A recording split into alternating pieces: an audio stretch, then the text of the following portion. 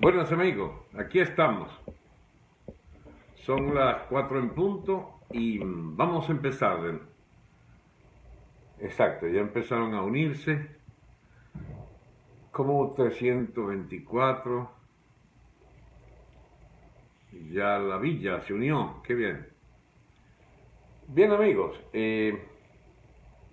quisiera hacer un programa hoy un poco diferente, porque se trata de hablar de temas que la gente no está acostumbrada a oír. Buenas tardes desde Cautelberg, siempre estás allí, amigo Eikasuf. Profe, buenas tardes, saludos desde Noruega. Qué lejos, qué bello es Noruega. Hola Alberto, un saludo desde Los Teques, qué bien. Saludos desde Nebraska, desde Boca Ratón. Hola Alberto, Madrid. Saludos respetado doctor desde Beirut. Dios mío, ¿qué haces tú en Beirut? Transmito. Ajá, qué bien. Saludo desde Miami. Ajá. Alberto, saludos desde Atlanta, Ámsterdam presente. Hoy sí lo veo directo, qué bien. Bueno, yo quería enfocar bien la bendita cámara. Estoy ensayando distintos momentos, distintas posiciones. A ver, saludos desde Italia, saludos desde Francia. Desde Katia, qué bien, desde Katia, muchos saludos amigos. Saludos, soy la Romy, qué bien. Echa el ojo a esto en cuanto puedas. ¿A qué será Ignacio que le eche el ojo?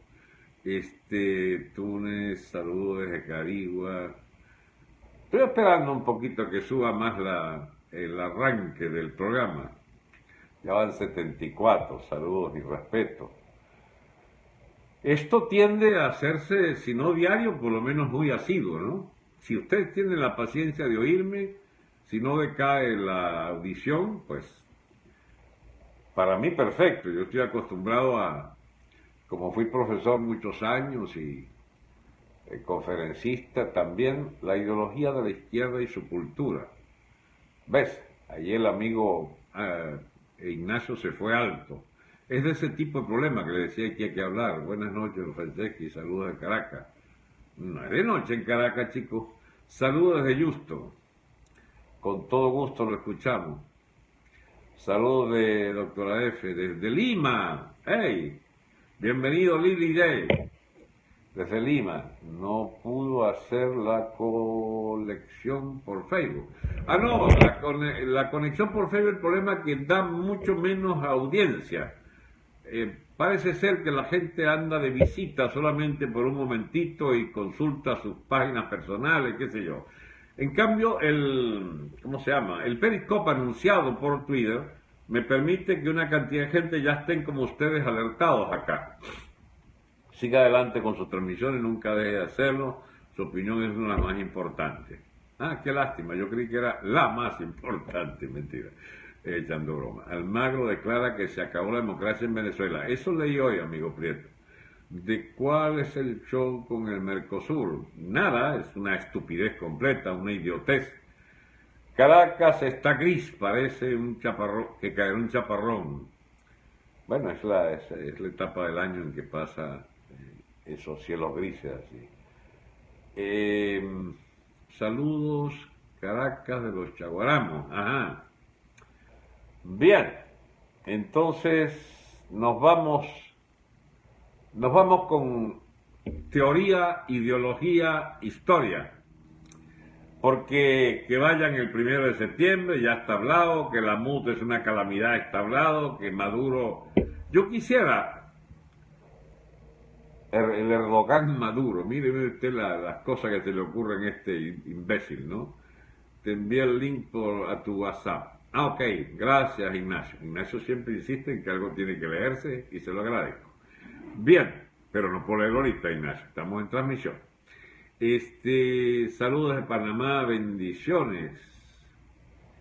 Si ustedes vieran el tamañito en que se ve el iPhone, el emisor del saludo, pues sí que puedo leer el saludo, pero el emisor me cuesta demasiado, es muy chiquitita la letra. Y no me quiero volver a poner unos lentes más grandes. Bien, mire amigo, yo quisiera explicar hoy una cosa, a partir de una de un, no desencuentro, pero sí un debate obligado que tuve anoche en una emisora Chelo con un amigo, que me di cuenta que al haber un gran acuerdo con él y yo estar completamente en desacuerdo con todo lo que decía, percibí que, bueno, qué cosa más natural, que la gente no piensa con un sistema de ideas. La gente opina, libremente opina y opina. Cada quien tiene su opinión, dice. Pero, ¿quién tiene opiniones fundadas sobre un sistema de ideas? Eso es un poco más complicado. Requiere estudio, requiere academia, lamentablemente es así. Requiere años de estudio, requiere cierta profesión para explicar ideas. Porque, a ver, son 6.000 millones de habitantes en la Tierra, cada uno tiene su opinión. Muy bien, ¿y qué se gana teniendo cada cual su opinión? Todos podemos opinar, hay libertad de expresión, deberíamos tener siempre libertad de expresión, pero libertad para opinar es una cosa distinta, porque opinar significa opinar desde una determinada plataforma teórica y política, y eso sí es mucho más escaso. Mucha gente opina sin tener esa base. Yo no quiero criticar que la gente quiera opinar lo que quiera y que trate de ganar adeptos para su opinión, pero a veces conviene preguntarse por qué opinan lo que opinan, a qué se debe esa opinión vertida, cuál es el respaldo, cuál es el teorema, cuáles son los axiomas, cuál es la experiencia histórica en la que se basa esa opinión.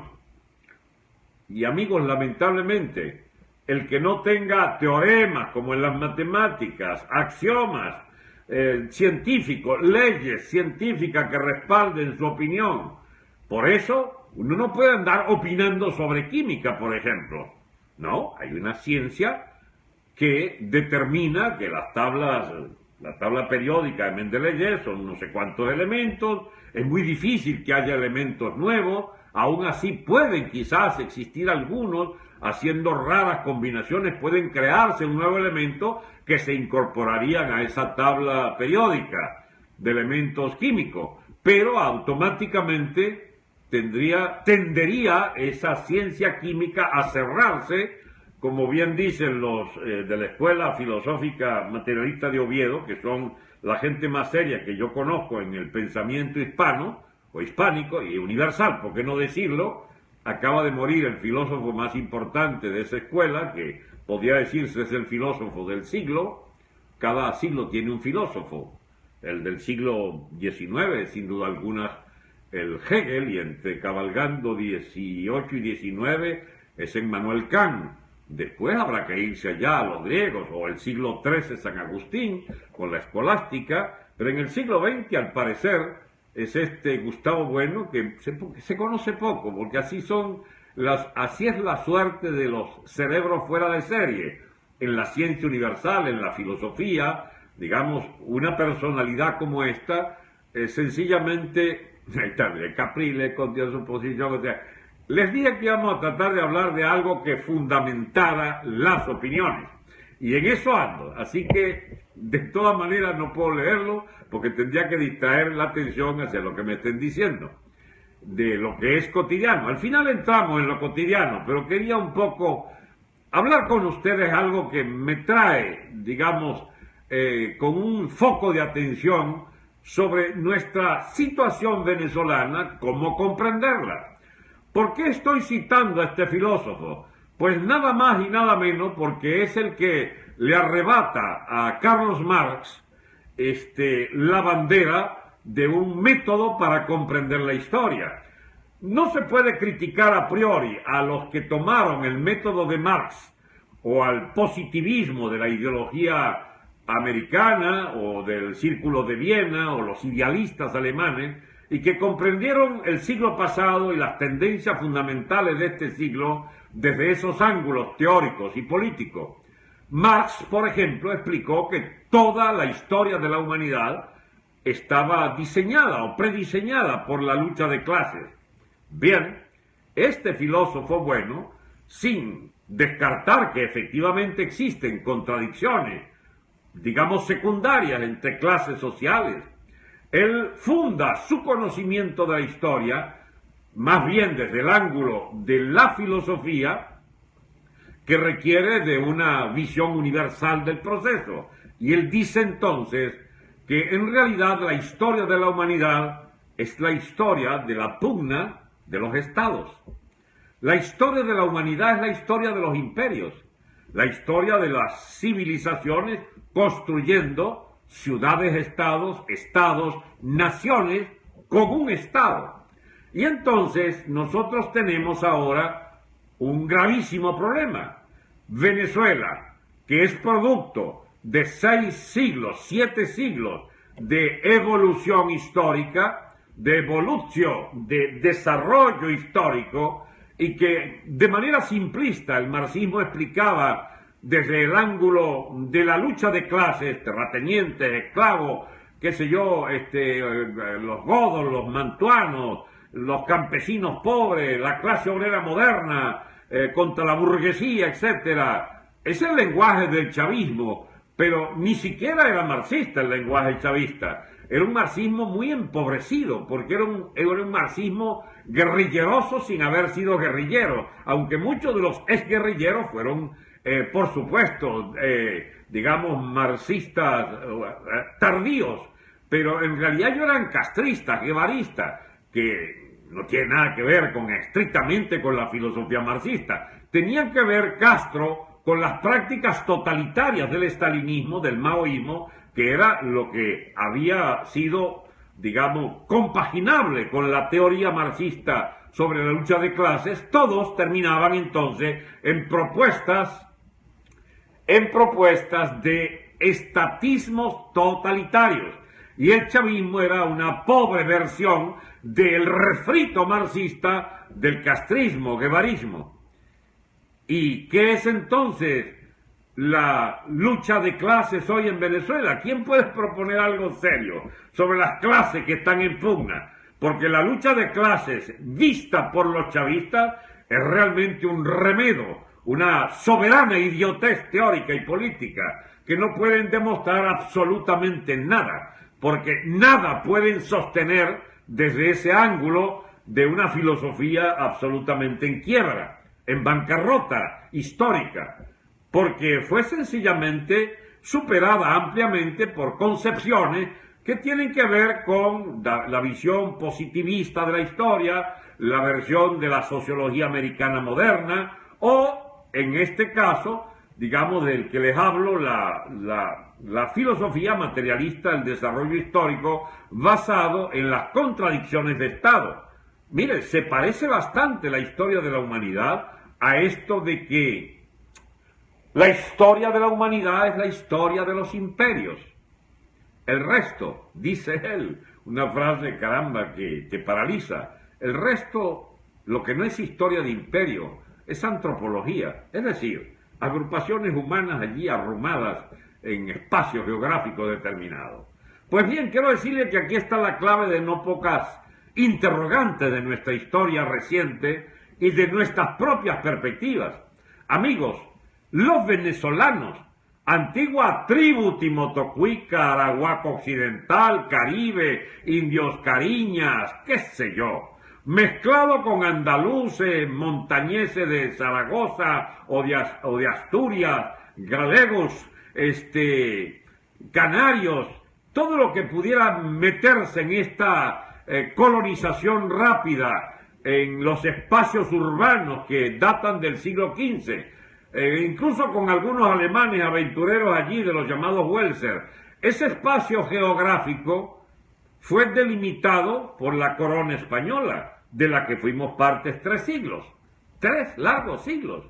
Y no puede entenderse nuestra configuración histórica actual sin haber pasado por el hecho histórico de que Venezuela era una capitanía general del reino español, pero que ya tenía un virreinato de Santa Fe aquí en Bogotá, tenía un virreinato de México, tenía un virreinato de Buenos Aires, un virreinato en Perú. No éramos de las principales categorías de la división territorial, pero España, a lo largo de la dinastía, digamos, de la Casa Austria y luego de la Casa Borbónica en siglo XV, XVI, XVII, bueno, somos un territorio de lo que finalmente se llamó las Españas. Éramos parte de las Españas. Éramos como cualquier otra provincia de España, una región administrada por, bueno, una autoridad designada por efectivamente el monarca, pero ya con una delegación de poder en manos de los, ¿cómo se llama esto? De los blancos criollos, de los blancos peninsulares sobre todo, contra los cuales estalla la lucha de independencia. En ese sentido hay una lucha de clases. Los blancos criollos, una casta de propietarios, también de esclavos, contra el monopolio de la Guipúzcoa inicialmente, contra los privilegios de los blancos peninsulares en el control del territorio de la capitanía, hizo que una mente universal como la de el precursor de la independencia, el generalísimo Miranda, un hombre con amplia experiencia en las guerras y luchas europeas, en la independencia norteamericana, en la Revolución Francesa, en la propia, digamos, corte de Catalina la Grande de Rusia, un hombre muy ligado al parecer a las logias masónicas, en particular de las logias inglesas. Bien, es un precursor de esa independencia y es el que inicia la batalla a la que se suma luego Bolívar. Y habría que estudiar algún día a fondo qué significó que entregaran los patriotas, encabezados por Bolívar, al generalísimo Miranda, al reino de España, a las cárceles españolas, después de la capitulación de Miranda ante Monteverde, ante Boves o Monteverde, creo que es Monteverde, es decir, la primera derrota de la República Venezolana, que cae pues bajo las hordas del Imperio Español que se recomponía luego de la invasión francesa napoleónica. Y entonces se determina, ahí hay una gran incógnita que es una de las cosas que me ha llamado la atención, que quizás la principal motivación de Miranda para capitular fue que efectivamente había ya superado con la expulsión de los franceses de España, había sido la posibilidad, según creo, en lo que entendía Miranda, de acogerse a la Constitución de Cádiz de 1812, que rezaba que la soberanía residía en el pueblo, y aunque la delegaba en un monarca, ningún monarca podía sustituir la soberanía de la nación encarnada en el pueblo español. Eso ya era la monarquía constitucional, esa era una enorme conquista de la evolución histórica española, que cayó y decayó, cayó y decayó, hasta que finalmente la estabilidad después de Franco se le debe precisamente, la poca que tenga España en los últimos 40 años, a la estabilidad de la monarquía de base constitucional, donde la soberanía reside en el pueblo. Bueno, es interesante saberlo, porque el artículo 5 de la Constitución, que está llena de cualquier cantidad de disparate y de cartas a San Nicolás, dice en su artículo 5 que la soberanía de la República de Venezuela reside en el pueblo de manera intransferible, quien puede delegarla a través de poderes públicos que elija, pero en última instancia es esa soberanía la que determina el interés de la nación. Y bien, para montar la declaración del 5 de julio del 811, habiendo pasado por el 19 de abril, que era apenas una delegación del poder de la Junta de España, porque nosotros éramos el 19 de abril de 1810, Junta Restauradora de los Derechos de Fernando VII. Es decir, suponíamos la restauración de la monarquía de Fernando VII, que lo tenía preso Bonaparte, y que lo llamaban los españoles el deseado, porque se supone que tendría que volver a ocuparse de la reconstrucción de España. Pues bien, le devuelven a Fernando VII y lo primero que hizo fue anular la Constitución que limitaba su poder en la Constitución de Cádiz del 812. Pero ya aquí se habían desatado los demonios. La base de población esclava y parda luchaba al lado de realistas como Gómez y Monteverde contra los mantuanos.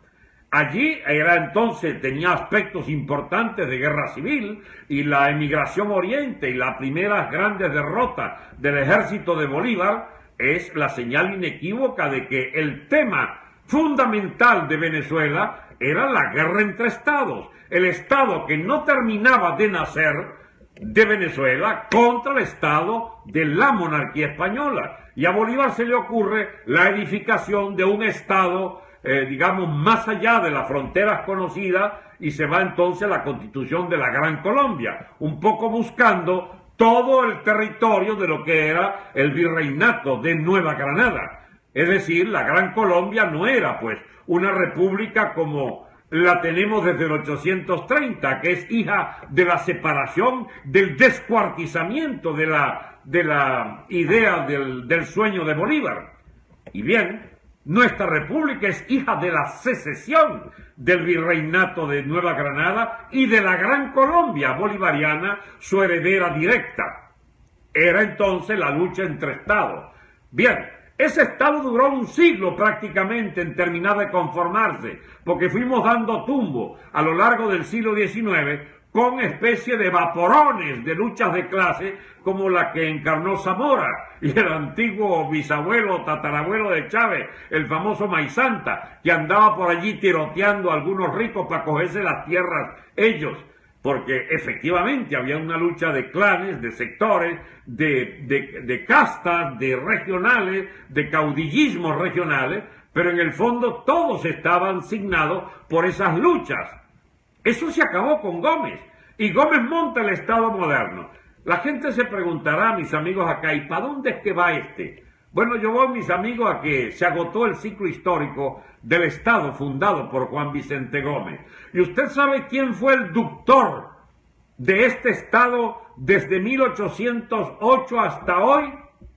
Las Fuerzas Armadas de Venezuela, profesionalizadas por Gómez, que montó las escuelas militares de Marina, Aviación y de Fuerzas Terrestres. López Contera monta la Guardia Nacional y tenemos un siglo, si contamos desde el 17, cuando ya la dictadura de Gómez es muy firme, y coincide, por cierto, con la fundación de esas escuelas militares para profesionalizar la institución militar, que hasta ese momento había sido las montoneras de cada caudillo regional, incluyendo las montoneras de los empleados, de los peones de Gómez, de las haciendas de Gómez y de Ciprianito, que se vinieron a Caracas, chicos, digamos, agarrando alianzas con otros caudillos y matando a los que hacían resistencia. Y la última de esas batallas, que fue contra caudillos allá en el estado Bolívar, es lo que hace a Gómez, pues, el más autorizado para dirigir el ejército nuevo de la República, remozada, pues, con Castro y con Gómez, pero que en definitiva se establece la casta militar, que es la que permite la sucesión o la salida de más de uno de los gobiernos de 1936, de la muerte de Gómez, pues hasta hoy. Amigos, yo a veces no entiendo cuando la gente pregunta, ¿y usted cree en los militares? ¿Y qué remedio me queda? Como ¿usted cree en las leyes de gravedad? Bueno, sí, creo en las leyes de gravedad. ¿Qué graves problemas tengo yo? ¿Usted cree en las mareas? Bueno, sí, creo en las mareas. ¿Usted cree en la ley de Boyle-Marriott, qué sé yo, o en las leyes de los gases, movimiento de los gases? Bueno, sí, yo creo en esas cosas. Yo creo que por ley histórica nos ha tocado constituir un Estado y no un reino, no una monarquía, no un Estado que entró en conflicto con otros Estados, y que la poca fricción de nuestro Estado, cuando ya por fin queremos tener intereses de Estado, sencillamente se encuentran limitados a nuestra condición de país de la tercera o de cuarta línea en el mundo, porque somos apenas los herederos de un imperio que naufragó, que era el Imperio Español. Y todos los países en realidad son naufragios, escombros de los imperios de 20 siglos, de 30 siglos. Y el nuestro viene de la cultura grecolatina a través del Imperio Romano, el Imperio Católico de los, ¿cómo se llama?, de los españoles, porque es un imperio católico que conquista medio mundo sobre la base de la lucha por la fe, incluso en la conquista, ¿cómo se llama?, el descubrimiento y llegada a España, de España a las tierras americanas, no se explica sino por el interés de llegarle por detrás y agarrar a los turcos, que eran su azote, y a los que habían echado de la península en la larga guerra de reconquista de 2-3 siglos, que por fin culmina en la expulsión de toda la población, digamos, no arabizada, de los que no renunciaban a su fe islámica y a su pertenencia a los califatos estos que dominaron España durante 6-7 siglos. Pues bien, en esa lucha de imperios nos tocó a nosotros estar bajo el ala del imperio americano. Los americanos echan a España de Cuba y Puerto Rico, sus últimas posesiones acá en América. ¿Y qué queda? Queda una zona, un Mare Nostrum, un mar Caribe, un Mare Nostrum norteamericano. Esto es, digamos, una especie, yo no voy a hablar de maldiciones históricas, pero estar en pleno siglo XXI denostando de Norteamérica, bueno, es como ladrarle a la luna, es como tirarle piedras al sol, qué sé yo. Eso es una absoluta estupidez, una idiotez teórica, y es sobre esa idiotez que está montada la ideología chavista, del propio Chávez, que estimó que había que defenderse del imperio. Pero ¿cómo te vas a defender tú, chico? Y entonces ponen esas imágenes, Dios mío, que lo que dan es vergüenza ajena, chicos. Esos pobres diablos que somos parte de esta comunidad que no queremos ver expuesta al ridículo, y sencillamente los ponen ahí a arrastrarse con unos fusiles allí, más aún con unas carabinas viejas, que son con desconfianza la que le dan a los famosos milicianos, para entonces, y que prepararse para la invasión yanqui. Pero Dios mío, si un destructor americano allí establecido en la cuarta flota, que está allí sobre todo frente a las islas estas vecinas, Curazao, Bonaire, Aruba, o un portaaviones en la flota esta del Caribe, Dios mío, tiene 200.000 o 10.000 veces más fuerza que nuestro ejército, chicos.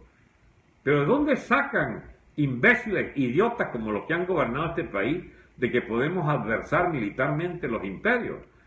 Yo no estoy diciendo que hay que ser un país de lacayos, porque tenemos intereses específicos. No somos colonia americana, ni podemos aceptarlo ser. Pero es que tampoco a ellos les interesa. Ese modelo de dominación por la base del control territorial, eso ya se clausuró con lo que fue la experiencia inglesa de montar una factoría y dominar el imperio. Porque, aunque no se crea, el imperio inglés también no solo naufragó, sino que solo le quedó esos escombros de sus viejas glorias, de la India, de la península malaya, que controlaban todos los estrechos, que dominaban, qué sé yo, medio mundo también, o media África, o el imperio francés, venido a menos. El francés, a diferencia del español, es casi una lengua en proceso de extinción, mis amigos. Y los alemanes, que se han venido defendiendo, que no pudieron ni siquiera expandirse hacia el sur soviético, allá hacia Irán, o disputándole Inglaterra y Francia el control del Medio Oriente, fueron echados de allí en la Primera Guerra. Y después de África también, no hubo manera que pudieran sostenerse su dominio en Namibia, por allí, o en el África del Norte, con Rommel y sus tanques, etcétera, porque sí intentaron en la Segunda Guerra hacerse de un espacio vital, e incluso invadieron Rusia, invadieron Ucrania, y marchaban hacia Bakú en la gran ofensiva que los detienen en Stalingrado. No pueden ir al sur soviético, hacia Bakú, donde estaba la fuente de los grandes pozos petroleros para mantener la gran maquinaria bélica nazi, y fueron de nuevo liquidados. El imperio alemán no pudo ser. Intentó la guerra franco-prusiana del 871, fracasó. La guerra, ¿cómo se llama?, la Primera Guerra Mundial, aliado con la Austria-Hungría y se derrumbó también, aliado con el imperio, ¿cómo se llama?, otomano, que también fracasó, y bien, en el último momento, aliado con Italia y con Japón, en los llamados países del eje, y Japón terminó con una bomba atómica en la ciudad de Nagasaki, Hiroshima, y los italianos terminaron colgando, no por el pescuezo, patas arriba, ¿cómo se llama?, colgaron a Mussolini, el autor de la alianza, y Franco, que se quedó calladito, y bajo la protección americana, le permitieron morirse en el cargo, siempre y cuando tolerara las bases norteamericanas en España. Entonces, el dominio alemán, habiendo fracasado, no habiendo podido constituir un imperio, sin embargo,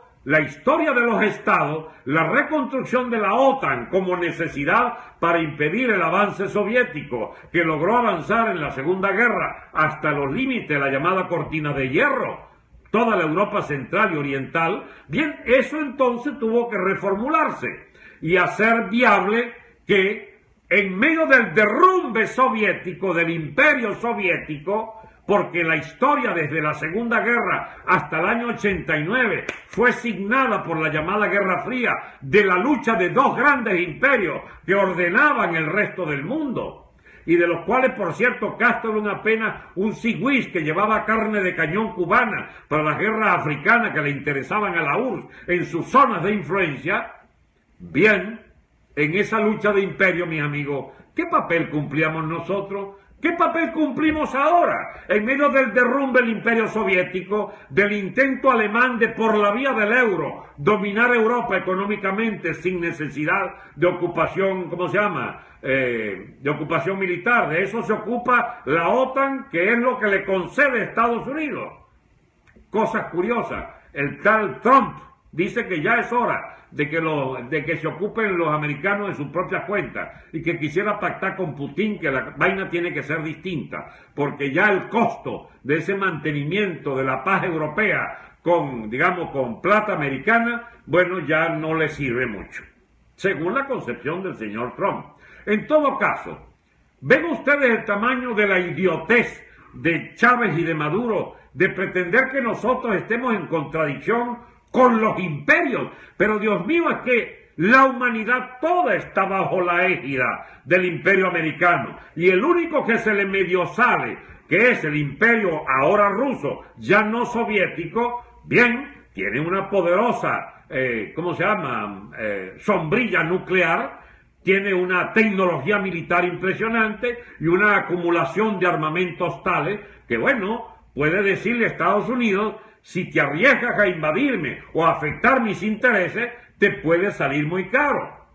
Y son cosas como esas las que explican las fricciones de Obama con Putin, porque se ha empeñado Obama, bajo los maniáticos ultraderechistas europeos, de que Ucrania, en la propia frontera rusa, e incluso con tierras que eran rusas y con población ucraniana en un 90%, deben ser defendidas por tropas de la NATO, de la OTAN, pues. Y entonces, sencillamente, Rusia quiere defender su frontera y su población rusa limítrofe, y sobre todo la península de Crimea. Ahí están metidos la administración americana y el tal Trump, viendo un poco distinta, que es, bueno, la opinión de Putin, que les dice: ¿pero qué quieren ustedes? Odessa es nuestro nuestro puerto principal sobre el Mar Negro.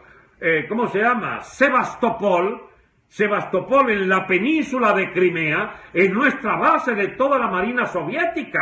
Y ustedes quieren dominar con Ucrania la península de Crimea porque el loco Khrushchev, cuando eran todos un mismo país, le regaló a su Ucrania natal una provincia, una península que no era rusa, que no era ucraniana, era rusa. Pero esas cosas tarde o temprano se revierten. Mire, si pensamos la humanidad entre un siglo, a ver, hagan un esfuerzo. Imagínense el mundo en un siglo más adelante. Las fronteras americanas no serán las mismas. ¿Y ustedes saben por qué? Porque Texas, California, Colorado, Nuevo México tendrán población de 90 o más por ciento de mexicanos. Y aquello que una vez conquistasteis por las malas en el Álamo, aquello que bajo el general Santana obligasteis Estados Unidos a hacer firmar la capitulación de Santana ante el Estado norteamericano para cogerse la mitad de México, lo cual yo no estoy haciendo ningún juicio moral.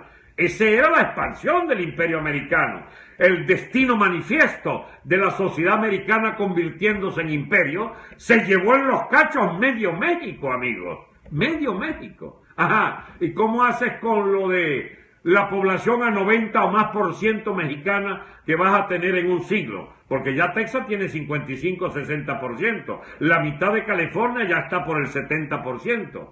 ¿Cómo hacen, amigos de Estados Unidos?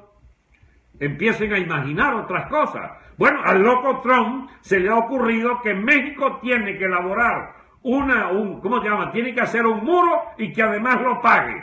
La excusa es lo del narcotráfico, las bandas, etcétera. Pero mire, esa es una visión de vocación imperial americana, de que ya ven el tema de la demografía hispano-mexicana como un peligro histórico para el Estado imperial americano. Eso es un peligro real.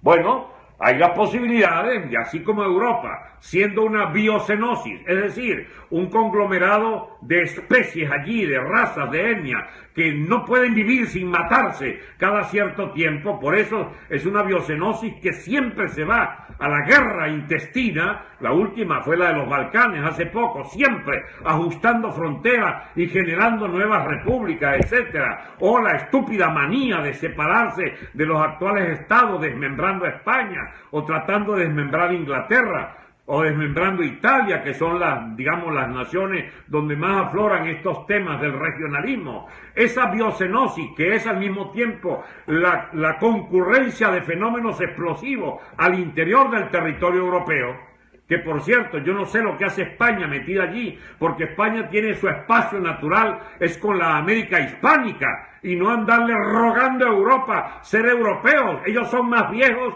y más antiguos como tradición y como cultura que la propia Inglaterra, que la propia Europa. No tienen nada que aprender de Europa, salvo algunas migajas que les han dado y que les han salido muy caras, por cierto, porque tuvieron que desmantelar el grueso de su industria bajo el inefable, ¿cómo se llama? Felipe González. Y bien, ese es otro tema. Pero les decía, nosotros tenemos, con esta historia de México como el país más poblado hispanoparlante, aunque tengan esos ribetes realmente de un atraso extraordinario, veámoslos con visión de futuro. Toda Hispanoamérica, lo que fue el reino de las Españas de este lado del continente, quizás en un siglo tenga que venir en auxilio de lo que quede de España después de los separatismos ridículos que ostentan algunos corruptos de las burguesías localistas de las provincias separatistas de España. Esa España, que es la cuna de toda nuestra cultura y de nuestra lengua, que es una lengua en expansión, que después del chino va a ser o ya está siendo la segunda, lengua del mundo. Pero no es solo lengua, es la cultura impresionante. Desde el Quijote para acá podemos darnos el lujo de escribir en la lengua más filosófica y al mismo tiempo más rica en terminología, en sentido, en vínculo semántico con la realidad. Nada que envidiarle a la lengua más elaborada del mundo, pues sencillamente el español tiene esa vocación natural de ser la expresión de toda una parte del mundo. Y la demografía, es decir, la cantidad de vientres pariendo gente de lengua hispana y que no adoptan el inglés, mentira, siguen muchos defendiendo su lengua. Hasta por experiencia se lo puedo uno decir, en Florida no se necesita el inglés, porque demasiada gente habla el español. Y esta Florida, en la que transitoriamente estoy, esta Florida será de amplísima mayoría de habla hispana. Entonces el tema para Estados Unidos en el futuro es cómo hacer una comunidad, digamos, yo no voy a hablar de binacional, pero será una nación multilingüística. Será una nación que, digamos, donde se subsumen las culturas del mundo entero. Es correcto, porque también hay inmigración, ¿cómo se llama?, asiática, y hay inmigración europea de varios sitios, etcétera. Pero en lo fundamental lo que quiero es demostrar es que la presión demográfica del sur hispano, del sur latino, no es latino nada, latino era una trampa allí de los franceses e italianos. América Latina, que no es latina, sino hispánica, la presión hispánica terminará en medio siglo, un siglo, haciendo de Estados Unidos otra realidad histórico-geográfica, no necesariamente fracturando o dividiendo su territorio, sino imaginándonos formas de Estado mucho más evolucionadas que la que hemos conocido hasta ahora. Al fin y al cabo, ustedes no pueden desconocer el hecho de que hace 2 o 3 siglos apenas las fronteras de Europa se movían con una enorme facilidad, como trataron de moverlas de México, con el dominio transitorio de Maximiliano o de la influencia de, ¿cómo se llama?, por algunos meses o pocos años ahí de los franceses. Sencillamente, la cultura hispánica hará viable algo mucho más importante que unos límites, que es la convivencia en este continente entre las dos grandes culturas, la de origen inglesa y la de origen hispánico. Bien, amigos, y esos son con, no sé, 1.000 millones de habitantes de habla hispana y 500 de habla inglesa, 600 de habla inglesa. Eso es dentro de 100 años América toda. Pues bien, amigos, ¿cómo imaginarnos este mundo con tarados mentales como los que dirigieron este país desde hace 17 años a esta parte? No tenemos destino, porque estos bicharracos querían era meternos en un conflicto con Estados Unidos, pero Dios mío, ¿para qué? El conflicto que querían, ¿sabe cuál era? La defensa de los intereses de Castro. Fuimos a la cola de un imperio ya deshecho. Castro era el lamebotas de los rusos, de los soviéticos, que ya no tienen nada que ver con Cuba. Lo poco que tienen que ver es que una ladilla ahí que le mandan plata de vez en cuando para calmar, digamos, incluso sus propios roces con los Estados Unidos, los usa Rusia todavía estos cubanos. Cubanos no, castristas, amigos. Y el otro tema entonces es que Castro entonces era el ídolo de este hombre. Castro ya estaba bajito. Los adecos y los copellanos ya le daban algo, le tiraban sus huesitos allí de pollo, una alita de pollo de vez en cuando, y él estaba tranquilo, no hacía guerrilla, no roncaba, hasta que vino este bicharraco Chávez y lo volvió entonces a meter en la onda de volver a sus revoluciones, de volver a la grandeza del Estado cubano. Pero Dios mío, ¿qué otra cosa fuiste, cagalitroso Castro, sino un mantenido toda la vida? Que por cierto, un mantenido muy especial, porque dólar que entre a Cuba va a las arcas personales de Castro, no es del Estado cubano. Los administra la familia Castro, y Castro en particular, como la única firma ante decenas de cuentas de banco en el mundo donde no hay cuentas de Cuba, hay cuentas de Castro. Eso será sencillamente uno de los elementos más explosivos cuando cambie el régimen. Bien, amigos, ¿a dónde va toda esta conversación? El Estado venezolano, que dejó de ser gomecista, pasó a ser medinista, pasó a ser perejimenista, después adeco copellano y luego chavista, ese Estado lo han reventado los chavistas, lo han liquidado, y no es verdad que haya lucha de clase ni nada por el estilo, porque si a clases vamos, este es un régimen que fue sostenido por una base popular muy llevada a la ignorancia política mediante la manipulación de la comida, del subsidio a la comida, etcétera, y alguna platita que metían en el bolsillo de la pobre gente.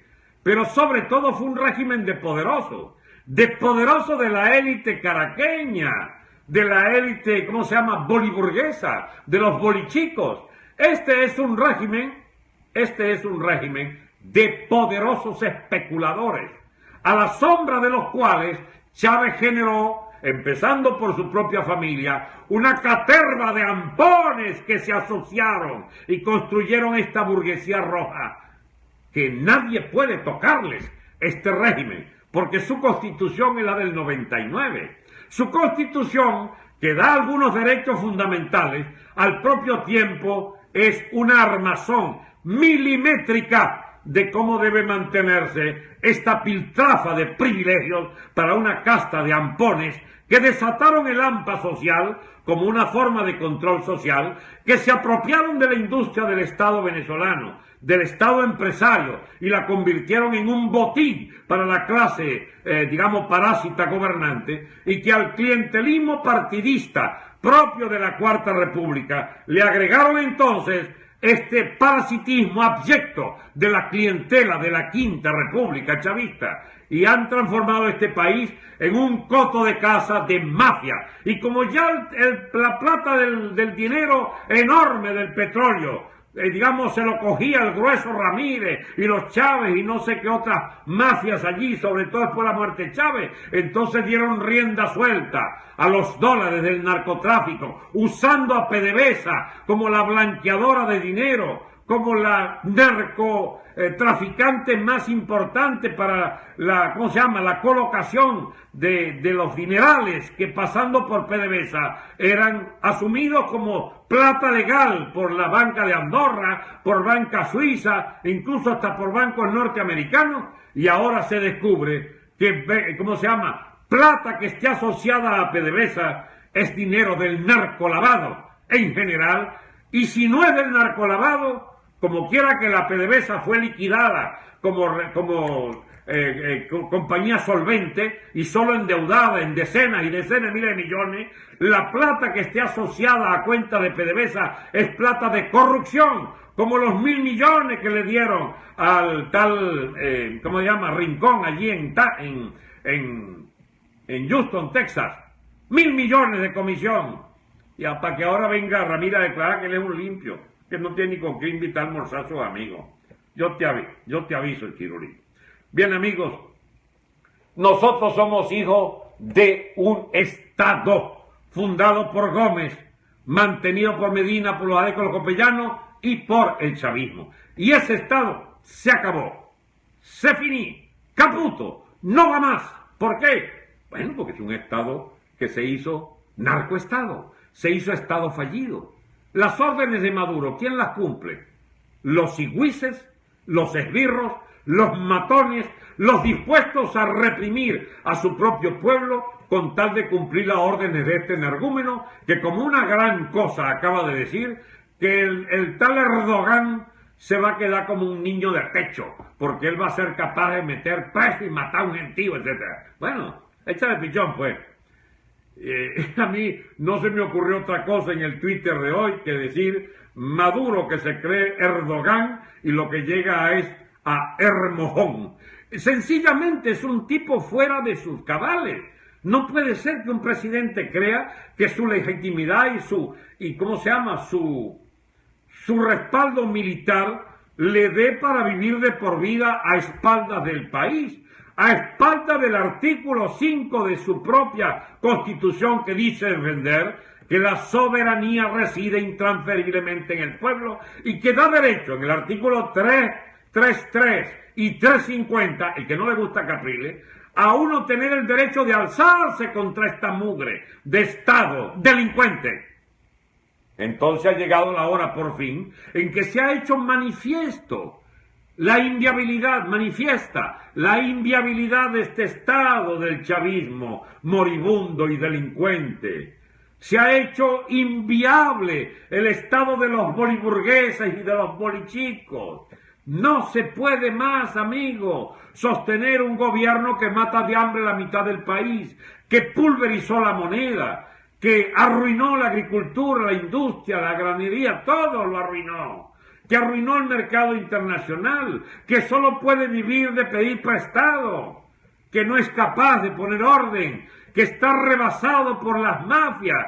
Se dicen que hay, 8.000 bandas. Otros dicen 60.000 o 16.000. Pero lo cierto es que hay 60, 70.000 asesinos sueltos. A ver, si las cárceles tienen 30.000 tipos y aquí hay 25 o 30.000 asesinatos por año, ¿dónde están los 20.000 asesinos nuevos por año que hayan metido a la cárcel para cadena de 20, 30, 40 años? Ya deberíamos estar, solo por los últimos 3 años, que superan los 50.000 asesinatos, deberían meter en la cárcel los 30.000 que hay más los 50.000 asesinos que ya han debido agarrar y meter en cana. Amigos, si usted va a las cuentas totales de lo que es la gestión desastrosa del Estado delincuente chavista, ustedes se van a encontrar que hay 60, 70.000 asesinos sueltos, por la sencilla razón del que mató uno de haber matado 3 o 4, y no son entonces la suma de los 200 y pico mil de los últimos 17 años, que si los hubieran perseguido todos y fueran asesinos distintos, entonces deberían haber en las cárceles 250.000 asesinos. 250.000 asesinos, porque pagarían condena de más de 17 años, que es lo que tiene este régimen. Mire, por donde la vean, las estadísticas nos determinan que hay decenas y decenas de miles de asesinos sueltos. Por lo tanto, el sistema carcelario debe ser llevado en Venezuela, incluyendo los refractarios a la ley con delitos graves, aunque no sean asesinatos, robo, asalto, secuestro, etcétera. Aquí hay que meter 120.000 tipos nuevos a las cárceles. ¿Quién hace eso, mis amigos? Para poder pensar en un país elementalmente civilizado. ¿Quién lo hace? ¿Alguien puede creer que Capriles pueda hacer ese estado de orden y de represión al delito? Yo no creo. No creo que la MUD pueda hacer ningún gobierno de ese tipo, mis amigos. No creo en un gorilato tampoco, pero sí creo en un país donde reine la dictadura de la ley, que es muy distinto a la dictadura de un gorila. La dictadura de la ley implica que un ampón que mate a alguien tiene que ser perseguido, agarrado y condenado al máximo de pena, que debería ponerse una nueva ley que pueda justificar, por ejemplo, que ante delitos horrendos se aplique la pena de muerte. Esa ley, esa dictadura de la ley, cuando vayamos en el muerto número 500, van a entonces a disminuir seriamente los que se despachan sus 3 o 4 asesinatos por año, porque tienen que saber que cuando asesinan pueden ser a su vez ajusticiados para aliviarle la carga, para aliviarle la pena, porque quien hable de pena máxima, la pena máxima no puede ser 30 años, debe ser el derecho de la sociedad a defenderse de que ese señor tenga la pena del pecado, digamos, de haber matado. Hay que aliviarle la pena, hay que enviárselo, digamos, al cuidado de las tinieblas, para ponerle un nombre genérico a esta historia. Bien, amigos, entonces, estamos abogando por un nuevo Estado. Y abogar por un nuevo Estado, ustedes dirán, ¿por qué este jurungoto, este lío histórico? Porque nosotros necesitamos el acuerdo con los Estados Unidos. Así de sencillo. Y se los digo, pero de frente. Venezuela necesita un nuevo trato con el único imperio sobreviviente de Occidente, y que es, hasta prueba de contrario, el guía teórico, político, militar, económico, financiero del planeta Tierra en estas décadas. Podemos darnos el lujo de no ser pitiyanquis, podemos darnos el lujo de negarnos a aprender su lengua, bien útil para los que quieran aprender la lengua, porque en fin y al cabo una gente con tantos negocios pueden mejorarle la suerte a mucha gente que también sepa su lengua.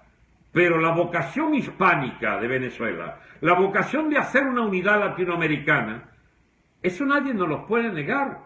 Y más que entonces en la guerra de Estado, tenemos que imaginarnos aquel sueño de Betancourt, de Leoni, del propio Gocho, de los propios presidentes de la Cuarta, sobre el mercado común andino, sobre la unidad latinoamericana.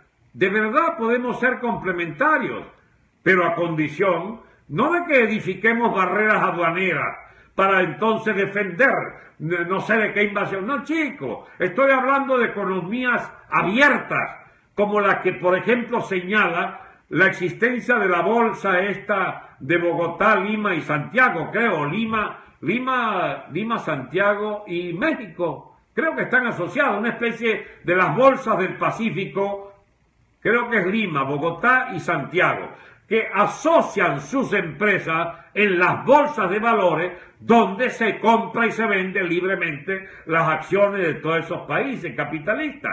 Porque tenemos que ir a un capitalismo, digamos, fundamental, a un capitalismo de libertad de ingresos, de mercancías y de bienes, para poder hacer viable el abastecimiento y precios asequibles a todos los venezolanos. Y para hacer eso necesitamos salarios, digamos, equiparables a los de cualquier país latinoamericano próspero o hispanoparlante próspero.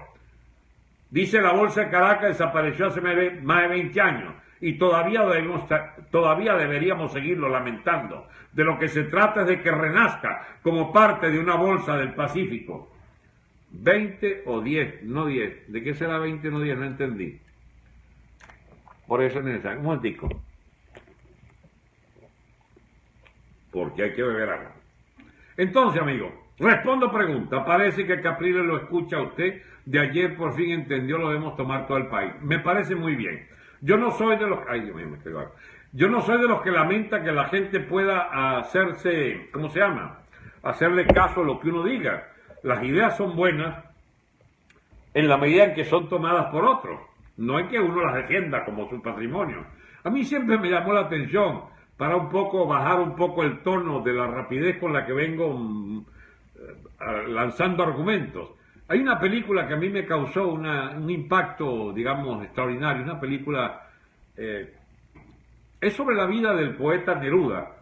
Neruda, que fue todo lo grande y todo lo ruin que puede hacer alguien que, siendo estalinista, y le escribió un largo poema a Stalin, capitán, porque siendo comunista tenía esa parte tarada, digamos, de todos los estalinistas, adoradores de aquel dictador, el más sanguinario de toda la historia, solo comparable con Hitler y con Genghis Khan. Bien, el señor Neruda, sin embargo, que escribió 20 poemas de amor y una canción desesperada o tantas otras elegías, etc., era un poeta realmente exquisito. Andaba de exilio y vivió, creo que en Sicilia, y hicieron una película llamada El Postino. Véanla, es una belleza impresionante. Como dato curioso, el que hizo esa película como protagonista murió a las pocas semanas, creo, de haber sido el actor fundamental. Y lo cierto es que el Postino es entonces un cartero que le llevaba las cartas, y el Neruda, un poco mala sangre, lo tenía a distancia, hasta que empezó a tomarle cariño. Y empezó a creerle ¿cómo se llama? Que Neruda lo aconsejara en cuestiones de amor, porque él estaba enamorado. La belleza, la italiana era una belleza fuera de serie. María, pongámosle el nombre, no la recuerdo si se llamaba así, entonces, que vivía allá en el pueblo, en el pueblito, en el puerto, ¿no? Y entonces, Neruda la fue a conocer un día, insistiéndole él que la conociera, y realmente quedó anonadado por la belleza de la muchacha. Y un día el Postino le confiesa: ¿qué le parece esta carta que yo le envié a María? Ya ella la tiene y le encantó mucho. Y era un poema de Neruda. Y Neruda le dice: pero usted es un impostor, ¿cómo le ha puesto a usted como si fuera suya ese poema mío? Y le dice el Postino: es que una vez que usted hace un poema y alguien lo necesita, ese poema es de quien lo necesita, no suyo. Usted ya no es dueño de ese poema. Mis amigos, las ideas son de quien las necesita. Si Capriles, para salir del enredo en que se metió, que lo hagan responsable de todo lo que va a ocurrir en Caracas, no solo ahora esté diciendo que es a nivel nacional, que de marchita por exigir la firma está ya deslizándose a ese campo ambiguo, pero no solo eso, dijo hoy que tiene que ser mundial la protesta, mundial. Ya usted ve, yo no había llegado allí. Entonces me imagino que él ya no solo salió de Caracas, sino para todo el país, pero le quedó, Capriles al fin, le quedó chiquito Venezuela, y entonces se lanzó al mundo entero. Bueno, no te vistas que no vas, Capriles. No hay revocatorio, no hay presidencia para Capriles. En lo que, no sé, en lo que uno avisora. No se trata de enemistarse contigo y que le reclames a uno que uno te quita el derecho a ser presidente, como desde chiquito te vienen diciendo en tu casa o en tu familia o en tu estrecho círculo de privilegiados. No, la cosa es que nos has vendido demasiado el alma, Capriles, a lo largo de todo este tiempo. Y tu combate, que es por la democracia en general, bueno, se te agradece, pero cada vez que nos has hecho votar por ti, nos entierras, nos vendes, nos regalas, entonces sencillamente, chao.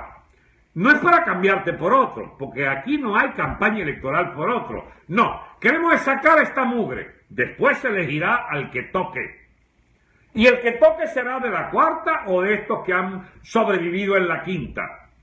No sé, porque no puedo prejuzgar sobre quién proponga para este país una vía diferente de desarrollo, distinta a este doblegarse frente al chavismo-madurismo y a esta especie de ritornello de que hay que volver a lo que era la cuarta. A la cuarta no hay que volver jamás, mis amigos. Es volver a la república clientelista, a la república de los partidos que obstinaban con su hegemonía sobre la vida del Estado. Empiecen por conocer o por saber que este país hizo inviable una estructura del Estado cara, ineficiente y absolutamente, digamos, disparatada en esta macrocefalia de un Estado con 3, 4 millones de funcionarios o asistidos directos. Eso no lo aguanta nadie. Había que pagar la mitad de lo que uno se gana en impuestos. Ah, el petróleo. No, chicos, el petróleo se acabó. Y los pasivos de PDVSA son tales que durante 8 o 10 años aquí no hay una renta petrolera solvente para ir más allá de la aplicación de ese ingreso del Estado a lo más estricto de las necesidades colectivas. Educación gratuita y medicina gratuita. Y, por supuesto, la seguridad. La vialidad va a ser privada, la explotación industrial va a ser privada, la explotación de todas las redes comerciales volverá o será privada completamente por primera vez. El paraíso de la propiedad privada no era la cuarta. 2 gobiernos de la cuarta fueron, digamos, cultores de la propiedad privada. Leoni y Betancourt. Caldera ya tenía sus veleidades anti-FMI, no sé qué cosa, y Carlos Andrés Pérez el gran constructor del Estado empresario.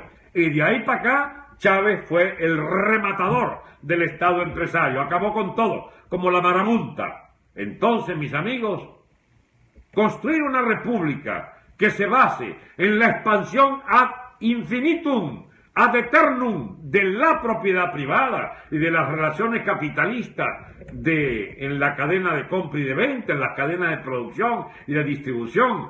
Todo eso será la obra de un nuevo estatuto legal del país, de una nueva estructura económico-social, de nuevos segmentos, de nuevas clases, de nuevos sectores, sobre todo de emprendedores. El que quiera saber cómo es eso, que se lea los libros del amigo Ignacio de León, que lo vi por allí.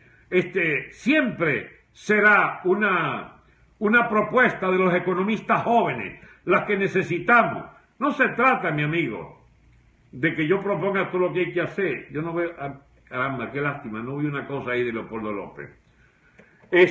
Chávez es el peor error de este siglo de nuestra historia. Bueno, ya no es el peor error es Maduro, todavía. Le ganó Maduro. ¿Cómo será de bicharrac?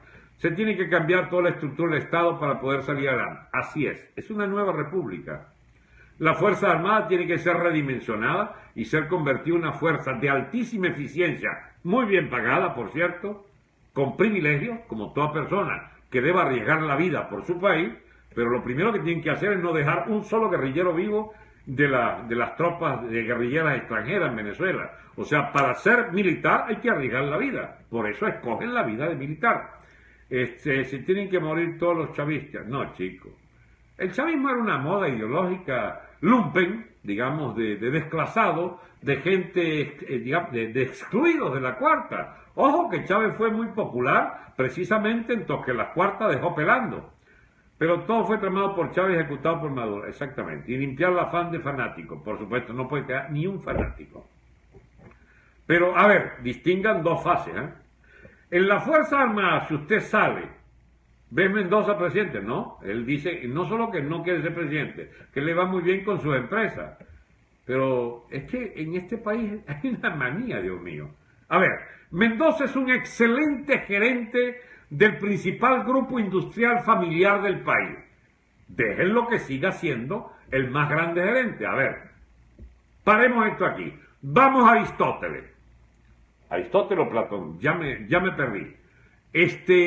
A ver, yo no entiendo, dice Aristóteles, por qué a la polis, es decir, la ciudad, tenga que administrarse con los que no tienen idea de cómo administrar la polis. Porque si usted va a un carpintero y le pide opinión sobre la carpintería, le dará la opinión más autorizada. A un albañil, el albañil le dirá cómo construir una pared, qué sé yo, y así cada profesión. Pero cuando vamos a elegir las autoridades de la polis, de la ciudad, entonces le preguntamos que todos, ¿y por qué? Deberían ser solo los que sepan administrar la polis, y no cualquiera. De manera que de la manera más irresponsable, la tal democracia es preguntarle a los que no tienen idea de cómo administrar, les preguntan su opinión de a quién deben poner. Bueno, mutatis mutandis, guardando la diferencia, el señor Mendoza sabe de lo más preciado que puede saber un empresario, dirigir su empresa, dirigir un Estado de todos, de empresarios y no empresarios, que por supuesto los no empresarios son muchísimos más. Se requiere de alguien que piense en los intereses de conjunto. Bueno, por eso, porque él ya como acumuló mucho para él, pudiera pensar en todo. No, él seguirá viendo el país como el país de sus grandes empresas. Y el país debe ser dirigido por las mejores cabezas de las mejores escuelas de administración pública, de los mejores proponentes de políticas públicas, de los mejores administradores de la medicina pública, de la escuela pública, etc. Porque debe ser lo público lo que anime el diseño de políticas públicas. Muy buena su charla, profesor. Bueno, muchas gracias. Él me está despidiendo el amigo aquí. Así es, zapatero a su zapato. Así, y no este zapatero que viene a vendernos el alma. En este país el reflejo del chavismo mente rancho, eso es correcto. ¿Cómo desplegar una estrategia de ayuda humanitaria a tantos chorizos y sinvergüenza? Eso es otro tema, mi amigo. El país usted no lo puede lanzar a la hambruna, que tumban a cualquier gobierno si usted los manda al hambre física. Eso hay una transición necesaria, pero no una transición política, algo así como mejorar la cuarta y la quinta, no. El corte político, policial, militar tiene que ser quirúrgico y el corte jurídico tiene que ser quirúrgico, porque no sé, no me pidan cifras porque no sabía decirle si la mitad de los jueces tienen que ir presos o solo el 10%, pero mínimo el 10%, porque tienen que pagar cárcel aquellos que han sacado de la cárcel a los zampones, vendida por sentencias vendidas. Tiene que ser radical, así es. Entonces, es cierto, la transición en lo económico, en la parte de la comidita de la gente pobre y reventada por la crisis, usted no le puede decir, es un problema suyo, ¿cómo hace?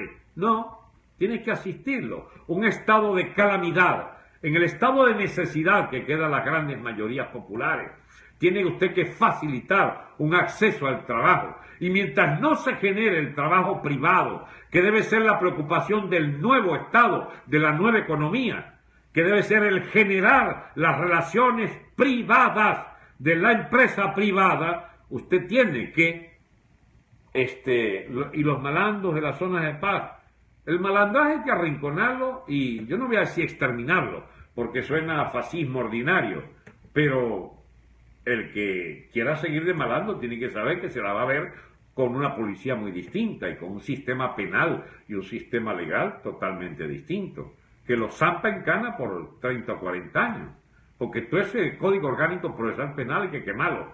Hay que hacer una nueva legislación para un país en emergencia social, donde el AMPA se quedó con las calles, con la vida de la gente, de la familia, con la vida de las comunidades. No se puede ya mantener esta situación, amigos. Entonces tiene que modificar radicalmente el país. Si ustedes se dan cuenta, hoy les he hablado de temas que tienen que ver con la caída de este régimen y cómo se sustituye para la próxima etapa la República. Y había empezado a plantear la idea del nuevo trato que tenemos que hacer. Alguna gente dice, usted no pueden hacer eso. No, no, sí se puede hacer, porque hay que contar con la digamos, consabida aceptación de los Estados Unidos. No, los americanos, yo no sé si Obama, pero la Clinton, que puede ser la sucesora, y más rápido todavía, el señor Donald Trump, tendrían que aceptar que el país necesita una limpieza política muy profunda y que eso no se puede hacer con una elegidera mediante el sistema fraudulento. Hay que explicarle a los americanos que necesitamos de una nueva cédula para arriba, de un sistema de identificación que lo convirtieron en la identidad de terroristas y de malandros y de masas de maniobra de un gobierno absolutamente delincuencial en manejo de nóminas electorales inventadas, virtuales, etcétera, con multicelulados. Entonces necesitamos un tiempo para hacer eso. Necesitamos un tiempo, una especie de vacatio legis, coño, de algunas de las leyes fundamentales que no pueden seguir garantizando, ¿cómo se llama?, derechos al malandraje. El malandraje tiene que ser diezmado. El término es feo, pero yo no estoy diciendo matado, sino sencillamente puesto fuera del sitio donde pueda seguir molestando, masacrando gente. Amigos, yo casi que me he empezado a negar a oír cuentos de las tragedias cotidianas de la gente en Venezuela, porque, Dios mío, qué calamidad cotidiana la del AMPA para la gran mayoría de nuestros conciudadanos. Bueno, esos son esos responsables. Esa gente hay que ponerla fuera. En francés ellos tienen un término, hors d'état de nuire, es decir, fuera del poder molestar a la gente. Bueno, el AMPA tiene que ser reducida drásticamente. Entonces, para hacer eso, ¿qué vamos a hacer, señores de la administración demócrata americana o de la administración republicana? Necesitamos nuevas instituciones. Necesitamos una Asamblea Nacional Constituyente. Si pudiéramos resumir cuáles serían las 5 primeras medidas. 5 medidas. Muy bien. Primero, libertad cambiaria estrictamente absoluta. Libertad de instalación de bancos estrictamente masiva. Libertad cambiaria implica circulación sin penalización de 3, 4, 5 divisas. Que estén en manos del que las quiera y de las quiera depositar en el banco que quiera. Importación irrestricta de todo lo que necesiten los que quieran comprar de todo, sin aranceles. Fíjense que las 4 son medidas para restituir el abastecimiento, la libertad y garantías de propiedad, las libertades para poder volver a ganar un salario decente, para poder comprar lo que uno pueda, y las garantías para los que tengan los dólares afuera o adentro, que los puedan circular y transformar en divisa nacional o en divisa de cualquier nación importante, porque el país necesita una oxigenación urgente de su vinculación con el mundo capitalista.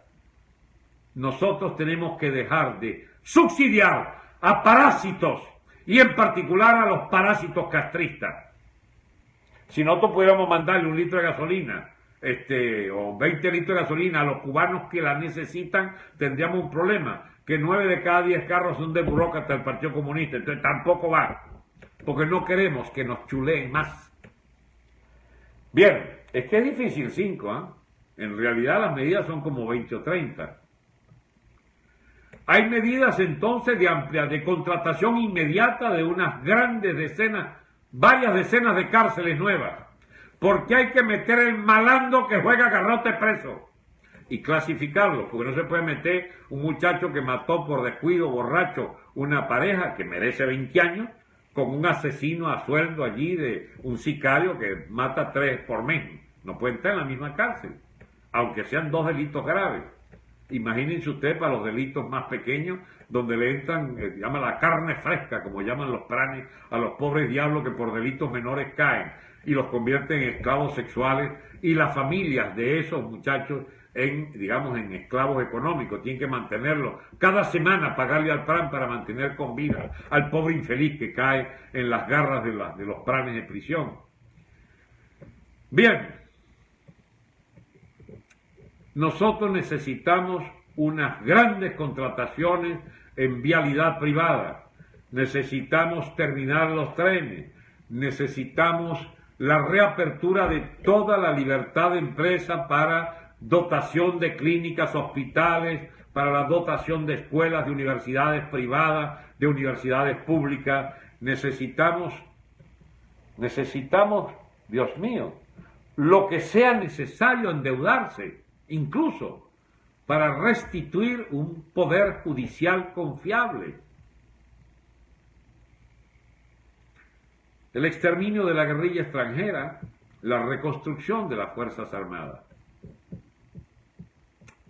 Mire, ¿usted quiere que hable 2 o 3 horas más aquí? No tengo ni voz, ni cerebro que me achicharra, ni ustedes la paciencia.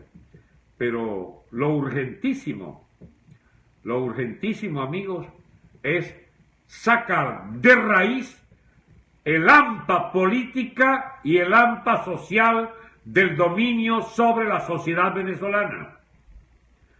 Político, por definición, es ladrón en Venezuela, y eso es una tragedia, porque el ser político debería ser la profesión más enaltecedora, porque es una profesión de servicio a los, a su conglomerado social.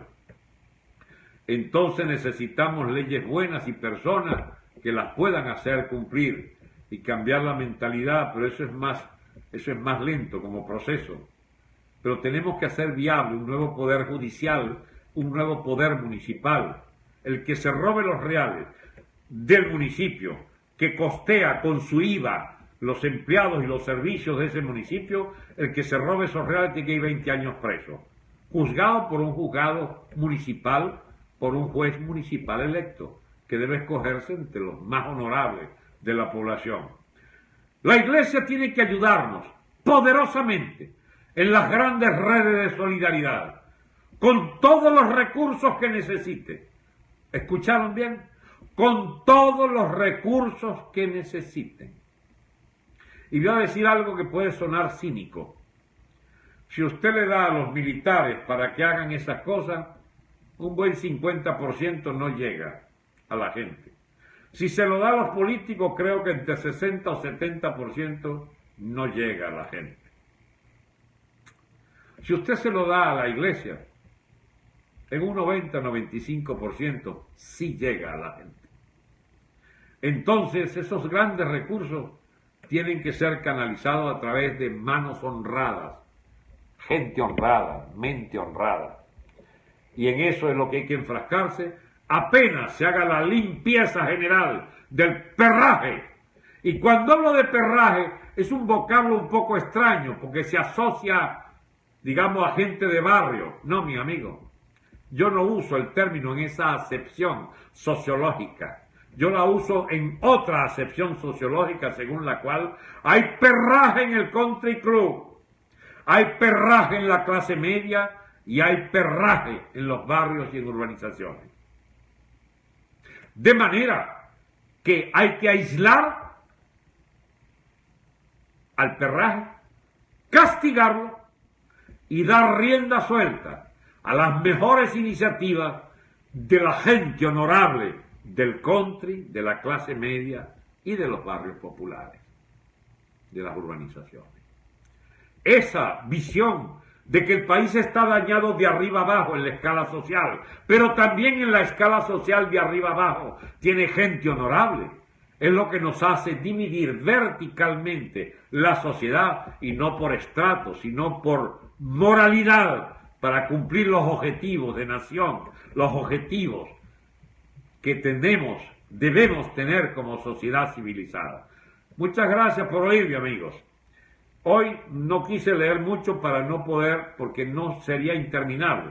Otro día vuelvo a leer todos sus comentarios y los respondemos. Por lo pronto, 1 de septiembre, todos a producir el magno hecho político-social de generarle al gobierno la ingobernabilidad. El 1 de septiembre. Miren qué gran objetivo. Que el gobierno no pueda gobernar ese día. Que le hagamos 1000 líos en Venezuela. porque él deberá saber, Masburro y compañía, y los jerarcas allí, digamos, de las cúpulas militares y de las cúpulas policiales, deberán ellos transmitirle. Se hizo incontrolable Venezuela, Nicolás Gán, se hizo ingobernable. Cuando ellos tengan esa percepción, se les instala el miedo en el alma, porque tendrán que irse. Porque si eso es un primer ensayo, o también el día en que salimos de ello, si es un ensayo general, sabrán que la próxima fecha no es Caprilito el que la convoque para obtener una fecha de no sé qué revocatorio, de no sé qué artículo. Será la fecha para decirle a Maduro, o te vas o no vives más en este país. Bien, amigos, no, eso puede ser tomado como una amenaza de magnicidio. No, chicos, te queremos preso. Preso de por vida, por la cagada que has puesto contra este país, que nos ha hecho esclavos del hambre, de las enfermedades y del hampa, del narcotráfico y de todas las pésimas, peores mañas de los lúmpenes de este país. Y eso, señor Maduro, se paga, ¿sabes? Eso hay que pagarlo. Hasta muy pronto, mi amigo. Hasta muy pronto. Cambio.